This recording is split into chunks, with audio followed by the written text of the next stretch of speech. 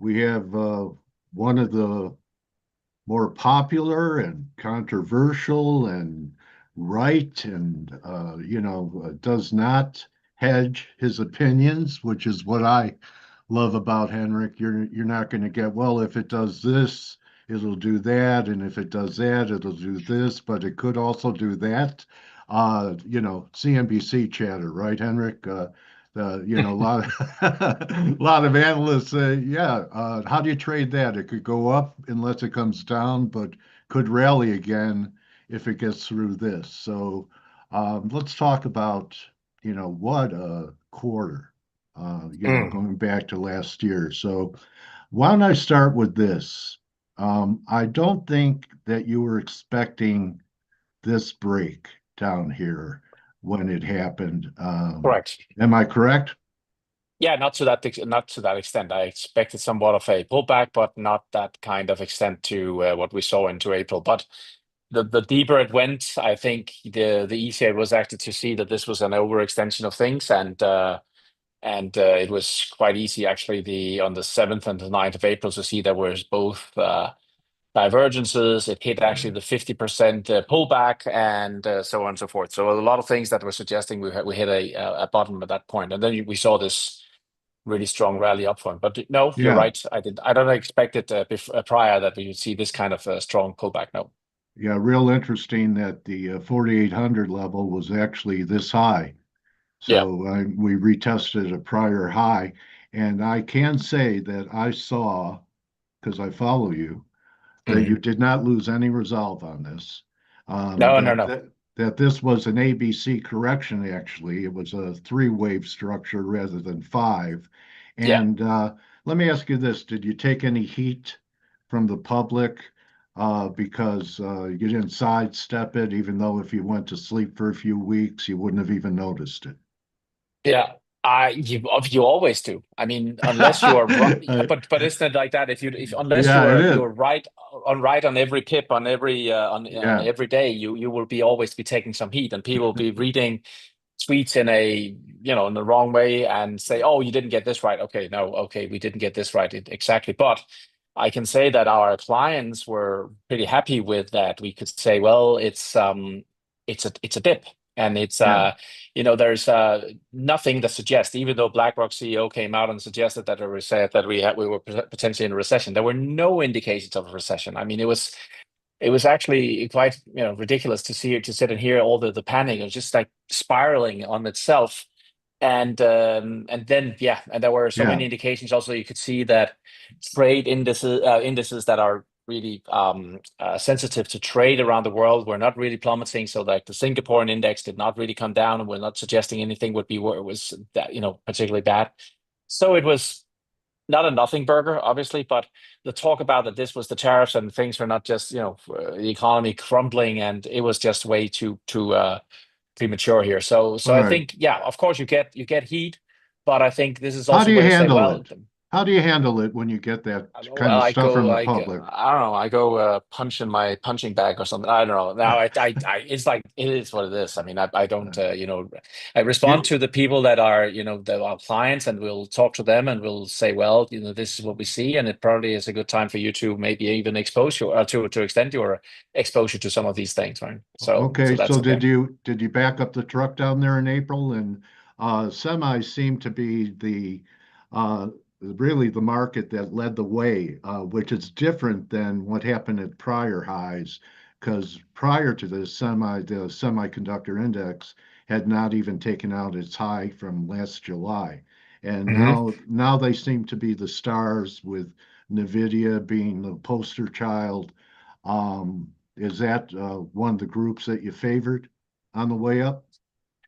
Well, not in particular, I have to say. I think there was a lot of things where I mean, yes, I did back up the truck as much as I could with some extra exposure to various risk assets.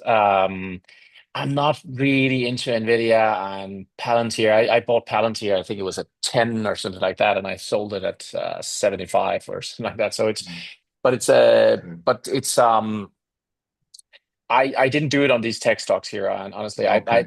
I was waiting for more of the really strong crypto rally that I think is going to develop, and Yeah. we did see that now with Bitcoin. It Right. has actually also took quite a hit there, and then starting to buy into some of the altcoins, and also extending my exposure, generally in crypto, I would say, Yeah. also for into. It was So kind that of was a a good time for that as well. Yeah, it was kind of a mild decline, corrective, real shallow kind of correction from prior record highs while the market was Mhm. cratering. So there was pretty good money flow. It was showing relative strength, which is something I look at. Correct, yeah. Why don't we get back to the S&Ps and Hmm. are you sharing upside targets for where you think a potential high is? Because I know you're starting to talk about what's going to happen after this. Right. But we're not there yet. What are you Not there looking yet. for? What are you Not looking there for yet. upside?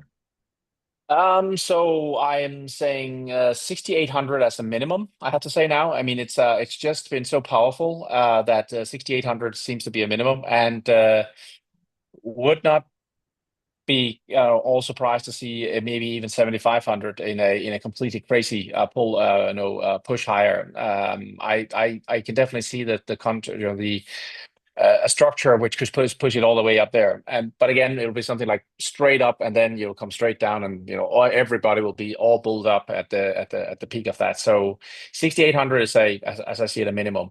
Really not. I've been talking about this summer doldrum. I still think that that's possible here. I think there is on a shorter time frame also a potential pullback we could be looking into, I was going and to then ask you that, Henrik, mm, because mm, Nasdaq led, right? I mean, yeah, it leads both ways, and yeah, just short term, like you're talking about, the Nasdaq 100 failing to make a new high, while yeah. the S&P's made a new high today. Yeah. And you also look at it where you have the 4 hour coach, you can see that the grinding up of the market there.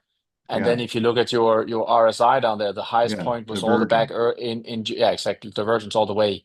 So Yeah, this is not and that these grinds can go on for longer than you can stay solvent sometimes if you are short the market. I'm not short at all, and I would not short into this. I'll know there will be a pullback, and that's a summer doldrum that we normally see, but it's been progressing and extending for longer than I expected it would, in terms of this grind into July here, and maybe it'll even go into August. We'll have to see, but there is a divergence there, and there will be a pullback as I see it, into testing the all-time highs that we had yeah, in 61-ish, February. Yeah, yeah, and maybe even right lower back than here. that. Yeah, Okay, maybe 58 also. I could see that also. I could definitely see we need to get the sentiment, not all reset, but at least to come down again. Now, it's never a problem to find bulls when you are at all-time highs. It's always a right. problem. Sorry, yeah, but yeah, bulls to find when you're all-time highs, but and we need to be able to find some, bearish people out there, because otherwise you will not make it to new highs. And I think You the need the grind you see fuel. now, You need the you need the fuel. fuel. So you need sentiment to reset, and that's the sentiment is way too frothy right now in terms of from the bull side. So I think there will be a healthy pullback, and but we're not there yet. We're Oh, not at the top yet, and I think the my so speculation is that it's going to be into where the Fed starts to announce that they're going to do the cut, and then maybe with the cut, and then you'll see the final push into that kind of environment. yeah. But the end is coming, as I see it. Oh, okay. So that kind of lines up with what I'm seeing. I've been a big bond bear for a long time. And Hmm. before last week, I was going to say, Henrik, you talked about bonds being part of the risk on. Hmm. And they've really gone nowhere. Hmm. Sideways, we had the Moody's downgrade, and now they're starting to look constructive. So if we get this pullback, this is going to Hmm. be as good of a buying opportunity as it was in April. Probably, yeah. Yes. I could definitely also see that, coach. Yeah, I would. I Oh, haven't checked it just recently, yeah, but I could see that could develop as well. Yeah. all right, so here is TLT, Hmm. and it's like the poster child for a range market. Hmm. But so here was the Moody's downgrade, but Hmm. this day it's starting to act good. And I don't think these lows are going to be taken out. I'm Hmm. looking for a place to buy. Would you look for any areas are you interested in participating in a bond rally along with a blow off in equities? Because that would be the jet No, not. fuel. Yeah, but I won't be looking into that part of the. I mean, I am agreeing with you that I think we are. First of all, we've heard all this talk about the long-term yields, long-term Yeah. bond durations, that the yields there are moving higher, and people are starting to talk about having all these kind of theses or theories on why that's happening. I think it's quite normal because we are in the late cycle, and you'll see that they need the long-term yields to start declining when the downturn starts to set in, and we don't Okay. really see the downturn just yet in the coincident indicators in the real economy. We haven't seen non-farm payrolls getting down to 50,000 and staying under these levels. And I think when we start to see that, that's the time also when we start to see the yields, the long-term yields coming down. So I would probably not do it into the blow off top. I think it's going to be really one-sided into that. Okay. But and then it's about shifting side when we get the when we see the final push into the market So, highs. so the after everyone will finally capitulate in bonds, and maybe I'm wrong. I've been wrong before, where we could actually take out this low for a three driver.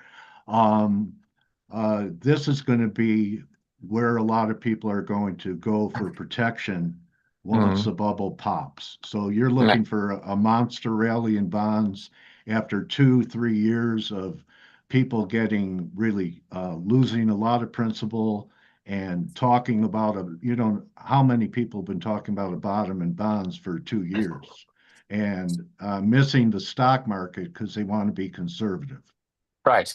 And that has been a problem for some very conservative investors at this point. At this point, yes, that the market and the bond market hasn't really gone anywhere, and yeah, then you've been missing out on that. But yeah, eventually it will happen as I see it. I do think that we have, and if you look at a very very long term chart on the 10-year yield, like 100 years back, you will see Okay. actually that you have a very interesting structure where the move that we have seen since 2020 in bond yields is actually significantly higher now. You can see that push higher there, and you can also, if you look at RSI, you Yeah. kind of see how RSI goes down below 50 in the early 80s. If you go back in the early 80s, Okay. you can see, yeah, Oh yeah, from here. Yeah. yeah.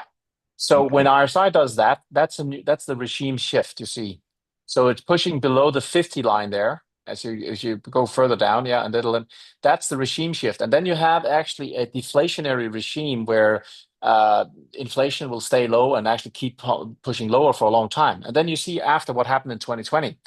That was Yeah. the moment of the Volcker inverse Volcker moment, as I call it, Yeah. where they came out and instead of having Volcker actually, the Fed chairman back in 1981, who then hiked rates into and caused a recession. That's the famously said. I'll actually argue with that whether that should be the real story. But anyway, we'll I take it like that for remember it. today.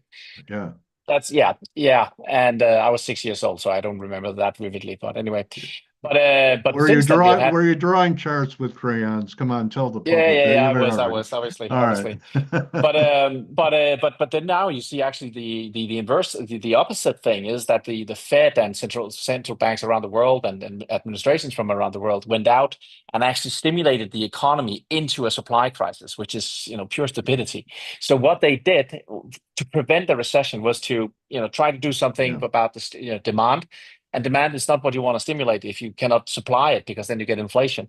That COVID. is exactly what they did. Yes, that is Yeah. exactly what they did. So they reintroduced inflation into people's backbones. Remember, inflation is about what people expect.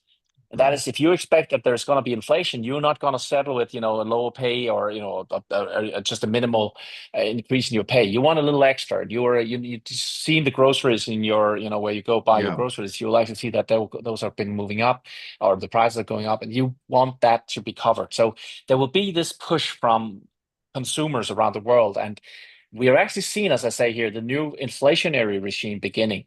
That does not say that inflation moves in a straight line higher, and that does not say that rates will do the same.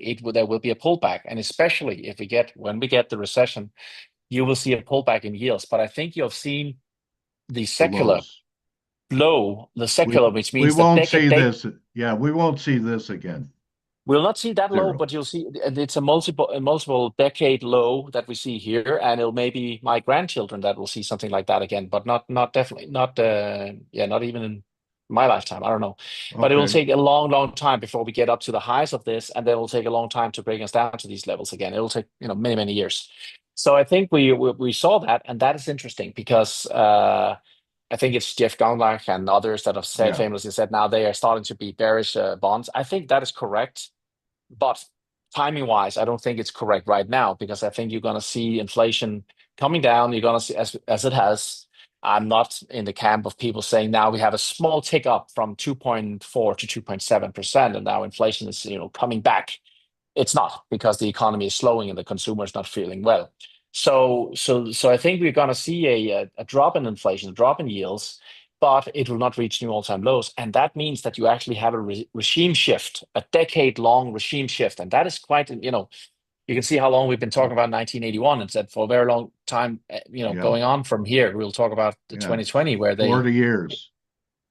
Over 40 potentially years. Yeah. over 40 years. Yeah. Yeah. So we get this bubble popping and a deflationary shock Yeah. during that phase of the decline because people are raising cash. They'll sell the Right. kitchen sink to Yeah. raise cash. Right. And maybe what we get is a wave two pullback in the yields during You that got it. time frame. You, And you got then it. then the Fed really goes nuts, Yeah. right? And Yeah. then we enter what everyone's thinking is going to happen from here is hyperinflation. But that's down the road after everyone Correct. liquidates all their assets and they're broke, and then Correct. everything goes up again without them. Yeah. Yeah. So I completely see. That's also what I see with these the second wave pullback that you talk about. But that can be quite a significant pullback that you can see Yeah, there in the 10-year and everything else.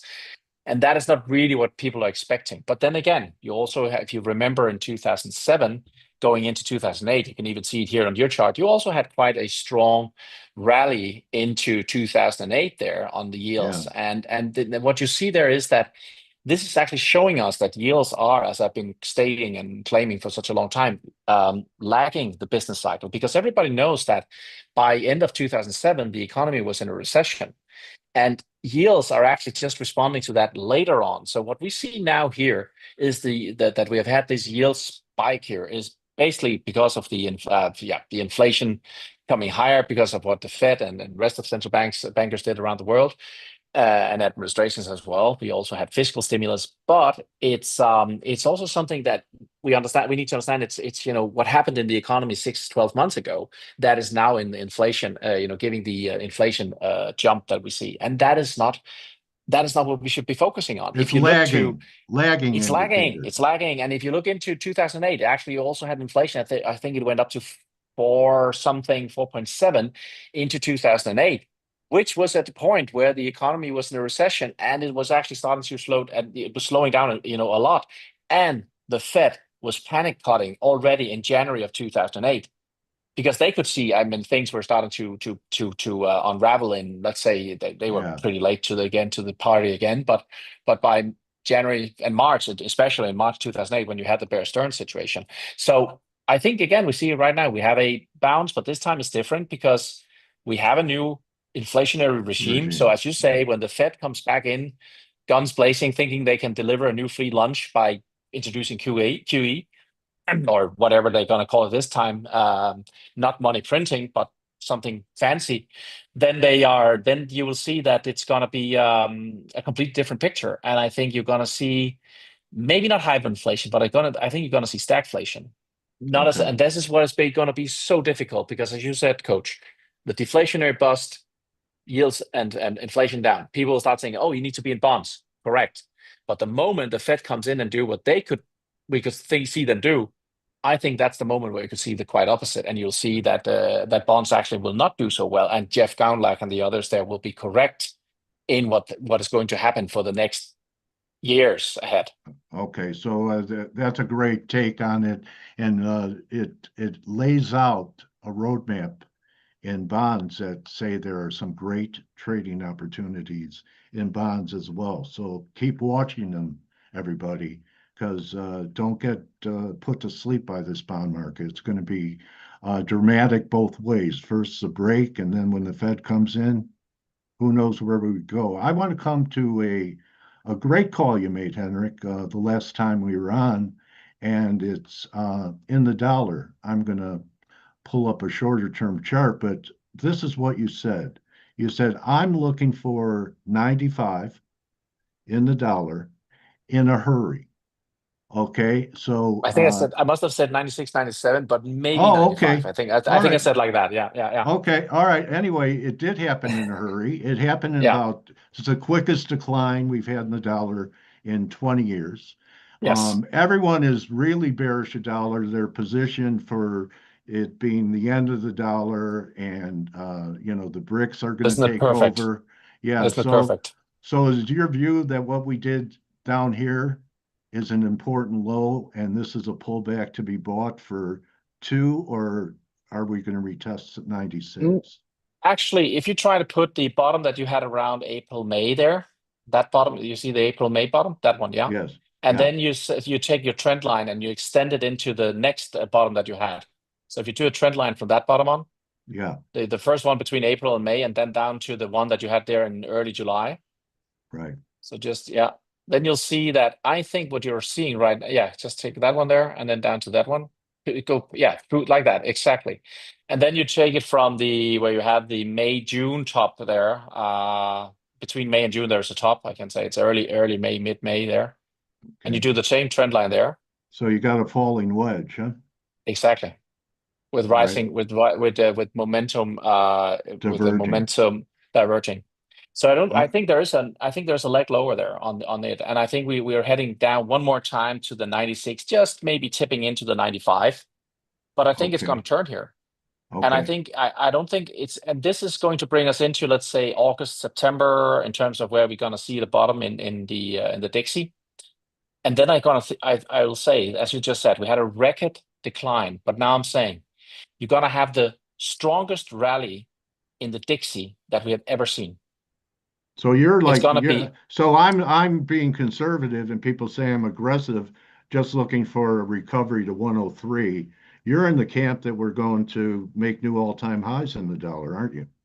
not all-time highs. I can't remember what it 110, was.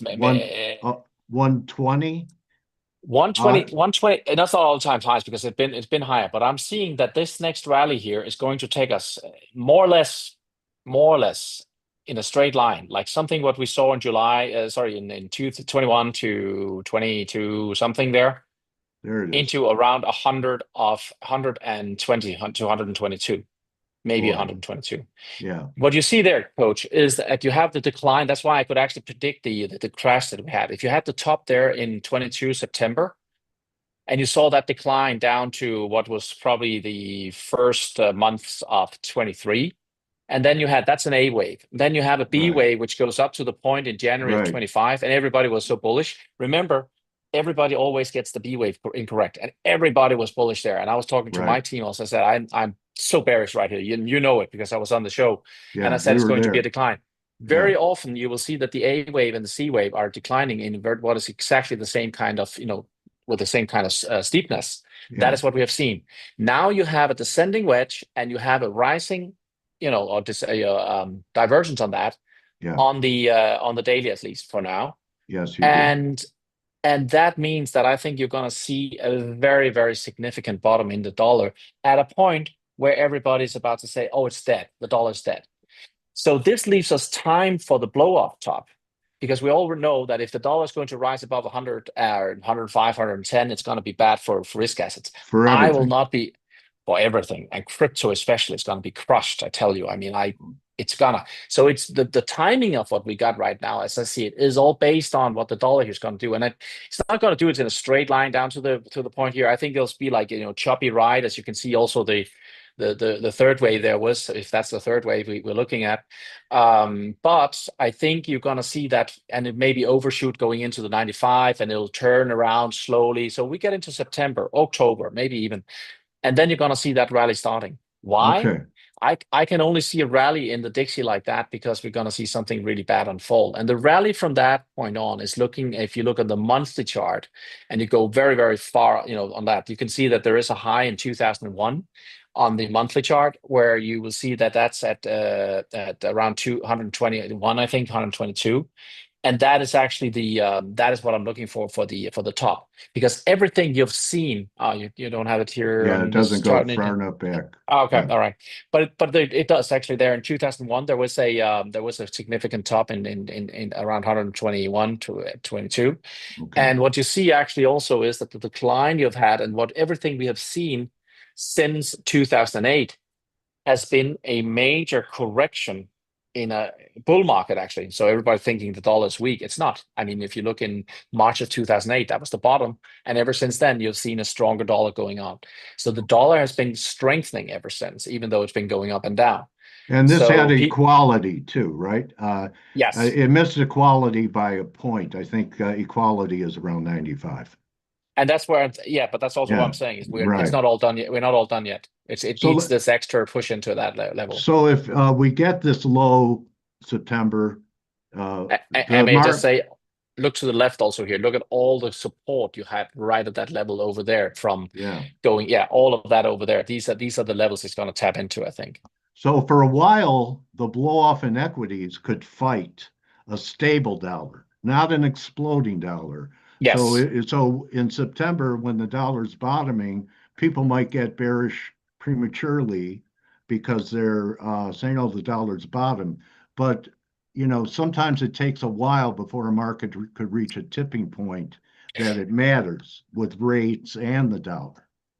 correct. And that's why I'm saying I don't have a timeline for when I think I mean, I'm actually thinking maybe we could see the market actually topping out sooner. But again, I don't want the Yeah, timeline. So I'm saying the 68, I'm going to look out for if there's something there. Maybe we go to 75 if it's the straight crazy yeah, thing.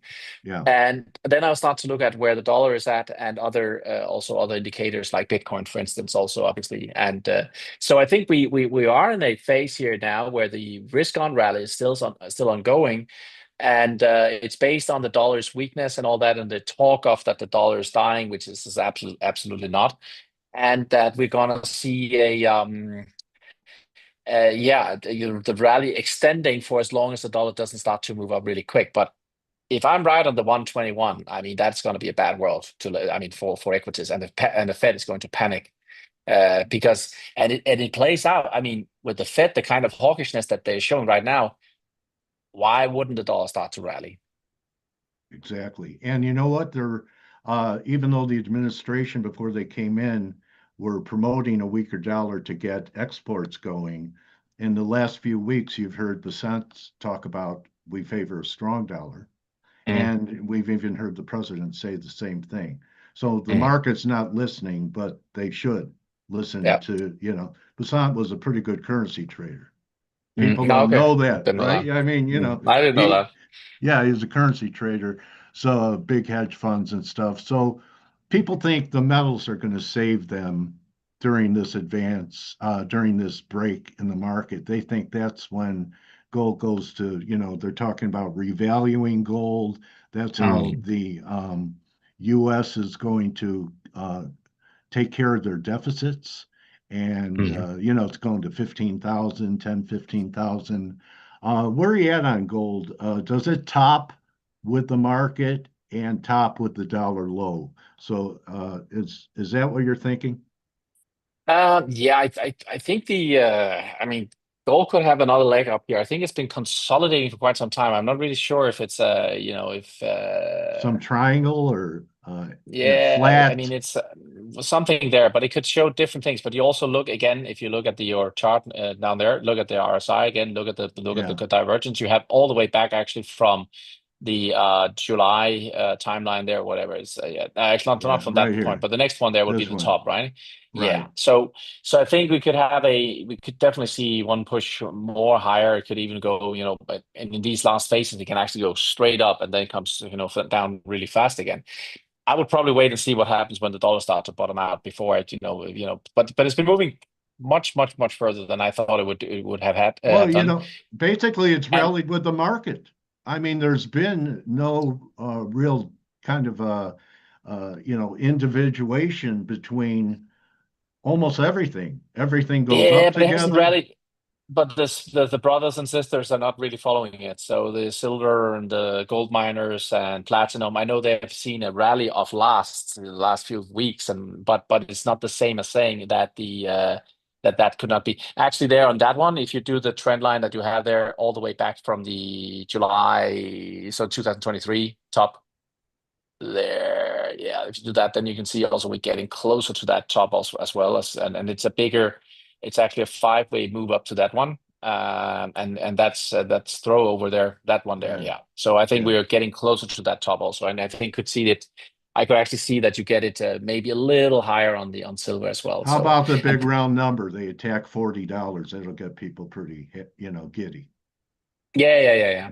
Well, I mean, we're So almost there anyway. we're 41, almost there. No, 40. but I definitely think we will get there also. So, but it seems like it's and again the rally is so much stairs. You want, if really this was a real bull market, you would see silver going up like this, not like in stairs. So people Okay. can't comprehend this and think, oh, but you have to be wrong because it's been rallying for such a long time. Well, Uh-oh. show me new all-time highs and I'll be wrong, but it's not. Okay. Well, And the platinum is, that's a good point. And that's yeah. what, 50? Yeah, what was the old? Was it 49 or something? I think that was Yeah. the only, yeah, but it's not around that yeah, I can't remember, but it's a long time ago. And Y- again, y- I have to say I think it's a B wave in the broader picture of silver going back also 2011, 12. That was the top, and then you had the decline, and then you've been bouncing higher like what we see now here into this top. And people say, yeah, but why should it drop? Because the dollar is going to strengthen a lot. And that's not And going to be something. you would think during the bust that copper would be one of the better shorts because there's not Oh going to be yeah, a lot of building of anything going on at that right. time.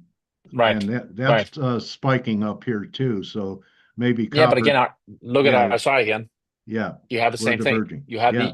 You have the new tops there, but you don't have new tops on RSI tops, and that is a worrying sign. And it goes, and people say, yeah, but it's going on for such a long time. Well, the longer it goes on, the bigger the move, then you will see it eventually. Okay. And why don't we wrap it with something that you've been trading like a champion for quite a while, and it's Bitcoin. If you want to talk about, we're even diverging here on the weekly, but I know you have No, but higher. that's no, Yeah, no, but that's the big thing what you got there right there. I think, and this is what the majority of crypto traders are not seeing, and or don't want to see, or don't understand. I don't know what it is. This is the worrying sign. We don't have. I mean, when it comes to the divergences, it doesn't need to be on a straight line. So it's not like the top and the top and the top needs to be, right on the line. right. As long as you don't have a new high coming, and it can doesn't need to Over be on this. a line. Yeah, Yeah, so it doesn't need to be on the line, but it's as long as you don't see a new high coming, that means that the momentum, the strength of the market is actually coming out. And you yeah, already see it also if you have to look at the bottoms. So the bottoms that we have had here in 2025, you actually see the bottom on the RSI there is just slightly lower than what you had in 24. So you're actually starting to see that the strength of the current is actually turning, and people are becoming more euphoric. So what is this telling us? that's It's a telling us that formula. people are it's Yeah, telling us that people are taking more risk right now. They're taking more risk on every step of the Bitcoin rally here. That is not what you want to see. And if you do a very, very long-term perspective on things, it actually looks like Bitcoin is in what is called an expanding diagonal. And that when we reach the 160 something, 65, which I think we can. I think we're going to see that. Well, then, and even with a pullback in between, so maybe a move higher here to 135, 140-ish, and then you're going to see it coming down, and then the final push into the autumn. Well, then I think you'll see that this is a massive, massive setup. If you go out on a monthly here, actually on the Bitcoin, you can actually see that, and it's not a pretty.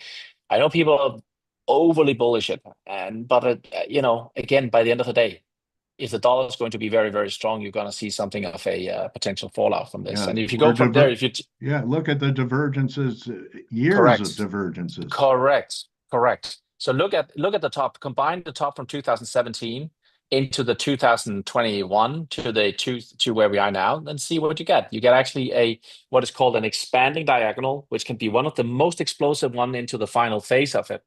but you have a divergence on the monthly. And I still think that it can go higher, and you'll see a throw over of this, so Right. that the market will go up to, as I said, 165 or something like that. But you're seeing a very, very dangerous.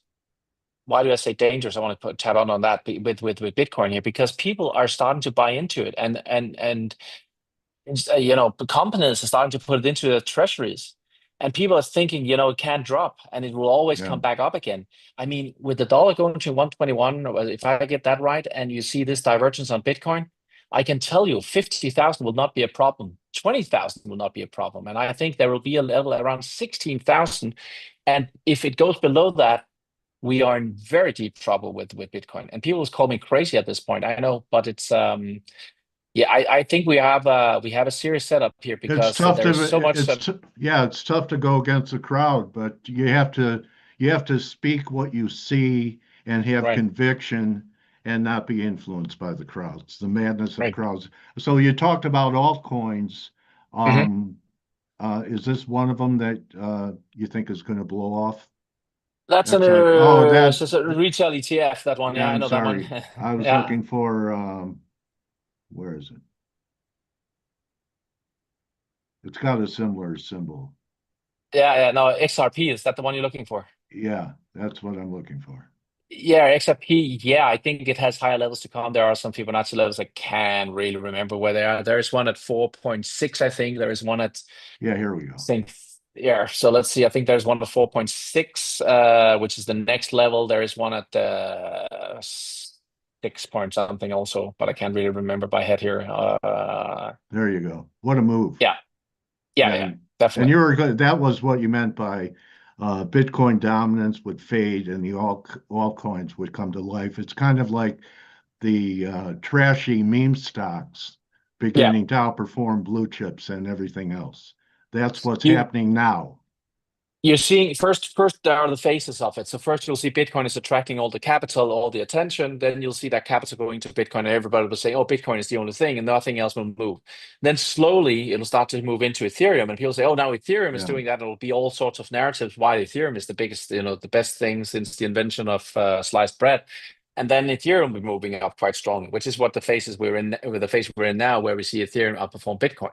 right. Then some time will So pass then by, and then you're going to. doggy coin, And then yeah, and doggy will then probably blow Fartcorn up, and huh? and what all these Yeah, things. Yeah, but yeah, they're gonna come by the end of it. But people just don't understand the sentiment, and it's not gonna change, because as a crowd, we will be exposed to the crowd dynamics, and we will be fooled again, and people will run into it. So it is what it is, okay. and unfortunately, a lot of people lose a lot of money on it. Let me ask you, do you think that, I've seen Bitcoin at times lead moves in the market. Do you think we'll get an early indication that we're getting closer to the highs in the stock market, with Bitcoin not confirming the new highs that are happening in the market? I think I have an idea that my thesis is that the Bitcoin and the stock market probably are going to top out at Together? somewhat of the same. Yeah, but Okay, then you was going to see Ethereum and altcoins maybe having another month of it, because okay, and that's, in my world, technical world, it'll be because they are simply one leg behind in the elite wave setup. So they will be kind of, when the Bitcoin is in the third wave, they are in the first leg, and then because they've been lagging, and then they need to have the fifth leg, and everybody will say, "Oh, it's because altcoins are now disconnecting, and Bitcoin has had sort of a big run, and blah blah." Bitcoin will come up right, later, but yeah, but I think you're going to see the altcoins actually having a longer duration, so to speak, than Bitcoin and equities. So okay. that's why I said earlier on, when S&P reaches, let's say, 6,800 or the crazy 75, where is Bitcoin at? Are we seeing divergences on daily and weekly and whatever? And what is the economy telling us at that point? So these are the things I'll be looking out for. When do you think that there'll be an official announcement that'll be real late that we're in a recession? But yeah, I don't know what they did. And first of all, then the recession is not 2 quarters in a consecutive quarters with negative growth. That's what people think, and it's been changed and all that. That's not correct. Correct is that it's always the NBER. which comes out and says, well, this was a recession. What it requires for them to say this is a recession is a downward spiral in the labor market, which you did not see in 2022 when everybody was calling that it's a recession because you had two negative quarters in consecutive quarters. But it was seen actually in the very short recession we had into COVID, where you did see month and day it really accelerated, fast lower. So I think they will come out way too late again, but there are indicators that we can look at, and one of them comes out on a weekly basis. Initial claims. The other one is one that you'll be looking at on a That's daily rising. basis. Yeah. Yes, but it's actually been the thing that is rising is the continuing jobless claims, and Oh, that shows right, that people are actually not able to find a new job right, but you don't see the big layoffs just yet. right. But you are seeing, and then the other one is the yields, the short-term yields, and with 1 month yields, U.S. yields, and 1 year and so on starts to drop really fast. Well, then I think it's the time to get out. Okay. A very enlightening conversation. One of the best I think we've had, Henrik, and we've done quite a We few. we And always have good ones, Coach. So, yeah, well, okay, and at a very important time, yeah, very definitely. important time that the rest of people's financial future are on the line in the next Mm. couple of years. So you could, a lifetime could be taken away from you of what you tried to achieve or have achieved as far as financial freedom. So, Yeah, and I think unfortunately we have a narrative out there now that crypto, Bitcoin, and the likes is going to save you in this kind of pullback or decline or crash or whatever we're going to call it. And I just have to say, I think it's a going back into history and looking at it, these bubbles, they burst and they unfortunately pull a lot of people down with them. And I think we're right now at this again. And I've actually been invited for a TED talk in Malmö in September. And I think this will be the topic of my talk, actually, to talk about. We're actually seeing this again. People are getting, yeah, you and I can remember .com also, where we had, yeah, worthless companies. And yeah. unfortunately, we're now seeing this with crypto happening all over again. And people could end up in a situation where they are, yeah, getting hurt really badly because they buy into the narrative that will start to, yeah, gain strength as we move higher up in the bubble or in the blow off top. Well, I'll tell you what, it's my show, so I could say it that Bitcoin's not going to save you, gold's not going to save you, only God will save you. Mm, So you never know if you have faith till you need it. correct. Great talking to you, my brother. My trading warrior brother, Henrik Zeberg.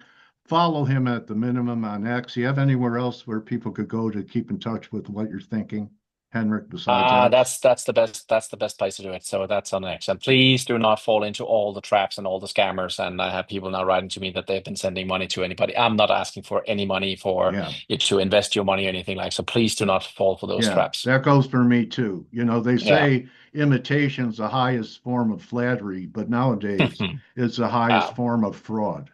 exactly. Exactly.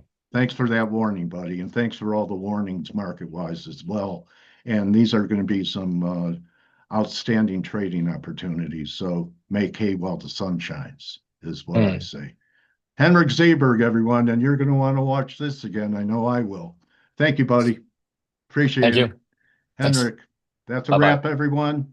I hope you enjoyed it. I had a good time. I think Henrik had a good time. And remember, don't just count your pips, count your blessings. And I'll see everyone in the room and on YouTube tomorrow.